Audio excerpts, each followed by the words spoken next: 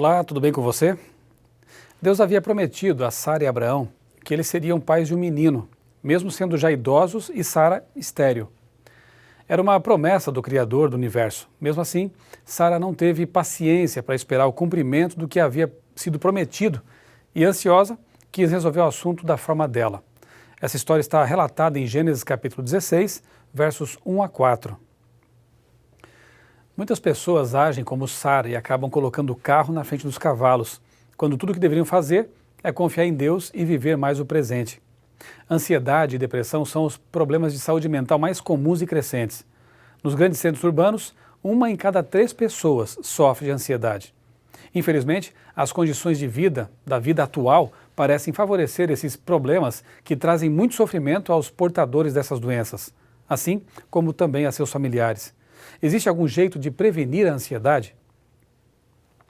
Com frequência, os sintomas dos transtornos de ansiedade não se manifestam até que uma situação estressante desencadeie a crise. A boa notícia é que existem atividades preventivas de fácil execução e que podem evitar o surgimento da ansiedade, além de acalmar os sintomas quando eles aparecem.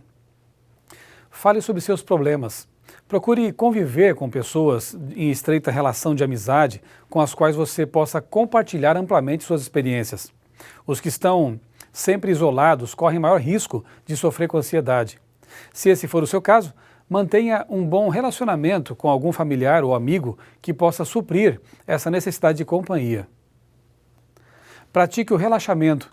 A atenção acompanha todas as formas de ansiedade e é indispensável saber como conseguir relaxar de maneira sistemática e habitual. Procure grupos de ajuda. São grupos de pessoas com problemas semelhantes.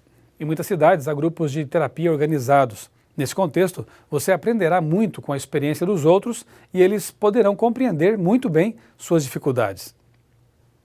Freie os pensamentos. É comprovadamente eficaz, especialmente em assuntos que provocam a ansiedade. Se, por exemplo, o motivo da ansiedade for o medo de contrair uma doença fatal, identifique os pensamentos relacionados a esse temor, digamos uma doença de um familiar, ou qualquer ideia que dê início a uma cadeia de preocupações que acabem ocasionando ansiedade. No primeiro indício de aproximação desse pensamento, diga não e pense em outra coisa ou realize uma atividade que possa distrair a mente. Essas técnicas podem ser eficientes, mas não deixam de ser superficiais. Muitas vezes os problemas de ansiedade podem ter raízes profundas.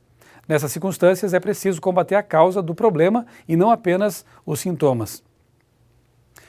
Agora eu vou mudar um pouquinho de assunto e entrar no outro tema para você perceber que existe sim uma forma eficaz de lidar e de combater inclusive a ansiedade. A existência do universo depende de leis finamente ajustadas, de parâmetros muito precisos, sem os quais toda a realidade à nossa volta se desintegraria. Se existe um mecanismo, um relógio, quem sabe, tem que existir um relojoeiro. Mas se o relojoeiro não existe, se não há algo ou alguém que tenha criado tudo que nos rodeia e que administre tudo, acima de todos, que sentido tem a vida? Que esperança há para o próprio universo? Se a Terra não for destruída por uma tempestade solar ou os humanos não acabarem por se extinguir em uma guerra insana, no fim das contas, ou o universo entrará em colapso, sendo esmagado sobre si mesmo, ou se expandirá indefinidamente, consumindo toda a energia, sendo incapaz de manter qualquer ser vivo.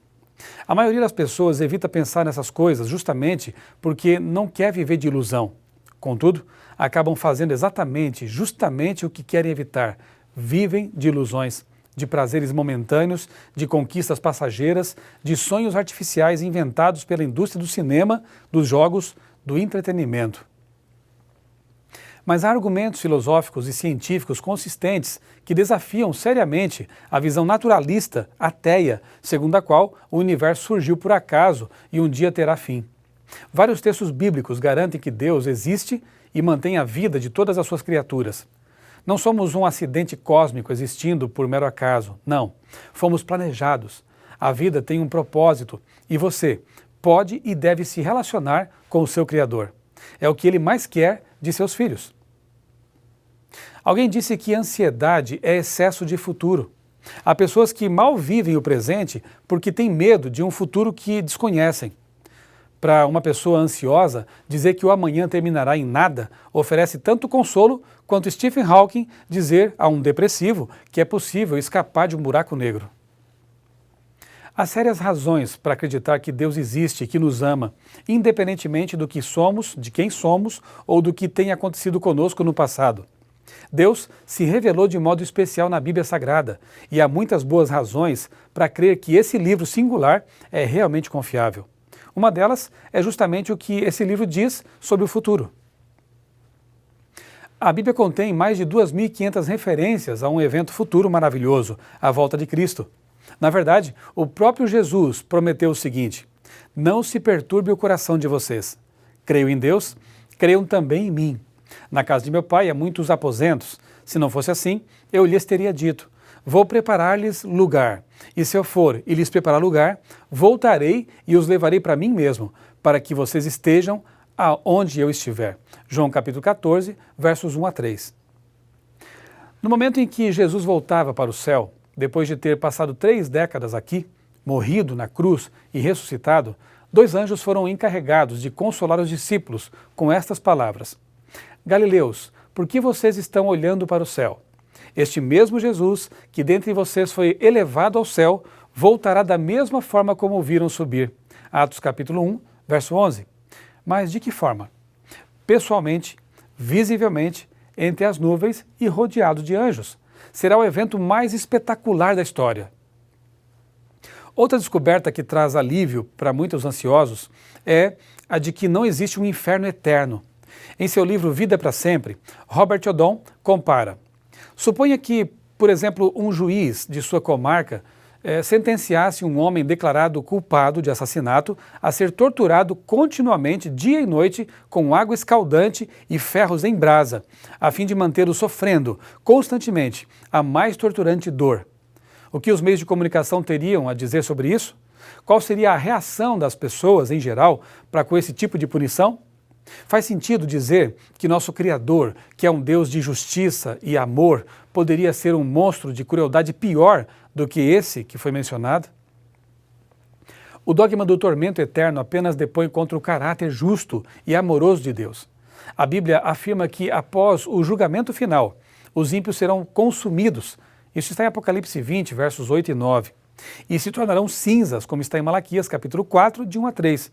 Isso por escolha própria, como resultado de sua rebeldia. Mas como entender a expressão fogo eterno? Robert Oddon explica: não é o sofrimento que será eterno, e sim o fogo que Deus usou para destruí-los, que será eterno em seu efeito. Ele quer dizer, através da expressão inextinguível, que está lá em Lucas 3,17, que é um fogo que nenhum ser humano pode extinguir ou apagar. Um bom exemplo de punição é o que sucedeu lá com Sodoma e Gomorra. Elas foram destruídas por um fogo eterno, está em Judas verso 7. Essas cidades não estão queimando hoje em dia, foram totalmente extintas. Quando pensam no mito do inferno, de fogo eterno, muitas pessoas não conseguem imaginar um pai de amor. Mas a Bíblia nada tem que ver com isso, não tem a ver nada com esse mito. O futuro que ela apresenta para os remidos é um lugar e um tempo em que não mais haverá morte, nem tristeza, nem choro, nem dor. Apocalipse 21, verso 4. Para vencer a ansiedade, o acompanhamento profissional faz muito bem, mas o conhecimento do Deus da Bíblia e da esperança da volta de Jesus é determinante para que a paz reine na vida. Só assim podemos confiar nas promessas de Deus e não mais ter medo do futuro. Deus sempre cuidará de nós como um bom pai que nunca abandona os seus filhos. Vamos orar? Bondoso Deus, nosso Pai, nosso Criador, nós te louvamos porque em Tua palavra Tu deixaste tantas promessas que apontam para um futuro de esperança. Porque em Tua palavra Tu falas de que haverá um mundo de paz, de harmonia e que Jesus voltará. Obrigado pelas promessas que são certas e verdadeiras. E obrigado porque aqui neste mundo ainda, enquanto aguardamos Jesus voltar, Tu estás ao nosso lado, nos confortando e nos dando certeza de que nos amas e de que tens um plano especial para a nossa vida. Oramos em nome de Jesus. Amém.